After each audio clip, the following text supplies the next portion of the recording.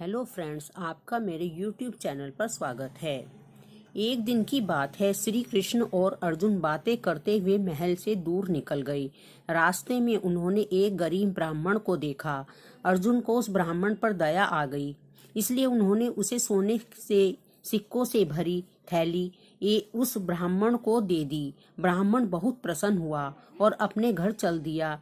रास्ते में ब्राह्मण को एक चोर मिल गया, उसके सिक्के लूट लिए। ब्राह्मण बहुत दुखी हुआ, मेरा भाग्य ही खराब है, यह कहता हुआ और भाग्य को कोसता हुआ ब्राह्मण पुनः भिक्षा मांगने आ गया।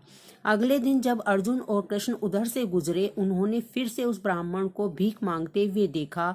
वे उसके पास पहुंचे तो उन्हें चोरी की बात पता लगी। अर्जुन ने उस पर दया करते हुए उसे एक बड़ा सा हीरा दे दिया।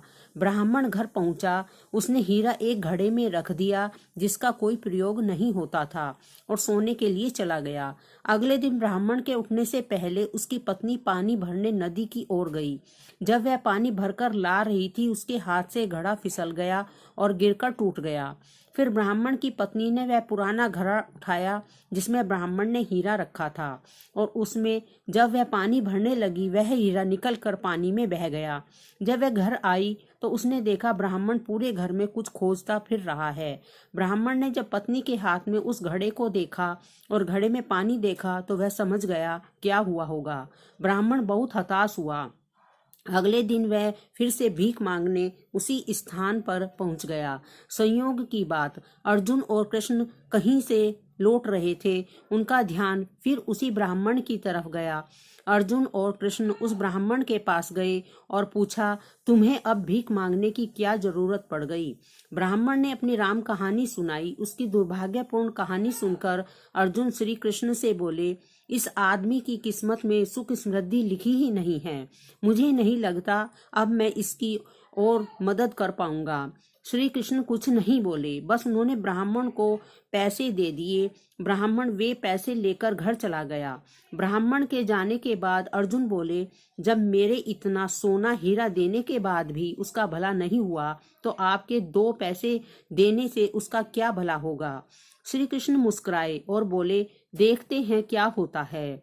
ब्राह्मण अपने भाग्य को कोसता हुआ घर जा रहा था। रास्ते में उसने मछुआरे को देखा जो कि एक ताजी बड़ी मछली पकड़कर ले जा रहा था।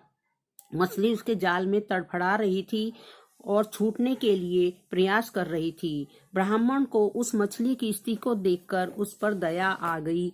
उसने सोचा, इस 2 पैसे में मेरा क्या भला होगा, क्यों न मैं इससे इस मछली के प्राण ही बचा लूं। ब्राह्मण ने वह मछली खरीद ली और उसे फिर से नदी में डालने के लिए चल पड़ा।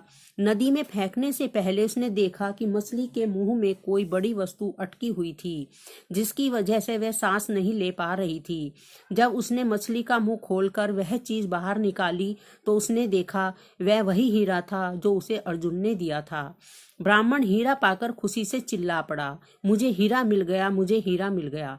थोड़ी दूर पर वह चोर जा रहा था जिसने ब्राह्मण के सिक्के चुराए थे। उस चोर ने ब्राह्मण को की ओर देखा और आते हुए डर गया। अब ब्राह्मण मुझे पकड़वा देगा। चोर ने उस ब्राह्मण के पैर पकड़ लिए। अरे भाई, मुझे माफ कर दो, अपने सिक्के ले लो, मुझसे गलती हो गई। ब्राह्मण ने चोर को माफ कर दिया और सिक्के लिए और खुशी से अपने घर की ओर चल दिया। अगले दिन ब्राह्मण अर्जुन के पास पहुंचा, उन्हें सारी बात बताई। ब्राह्मण ने अर्जुन को धन्यवाद दिया और चला गया।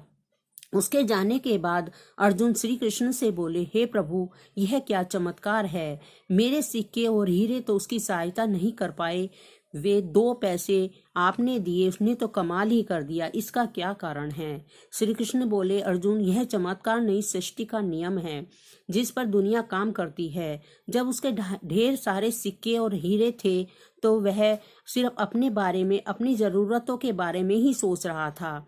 लेकिन जब उसके पास 2 पैसे थे तो भी उसने उस मछली के भले के लिए खर्च कर दिए। इसलिए फिर उस ब्राह्मण के जरूरतों की जिम्मेदारी मैंने ले ली। हे अर्जुन, सत्य तो यह है कि जब तुम भी किसी दूसरे व्यक्ति के दुख दर्द से द्रवित होते हो या अपने सिवा किसी और की जरूरतों की चिंता करते हो, उन लोगों के दुख दूर करने और उनकी जरूरत पूरा करने का प्रयास करते हो, तो तुम भगवान के कार्य में हाथ बटा रहे होते हो, फिर तुमको अपनी चिंता करने की आवश्यकता नहीं।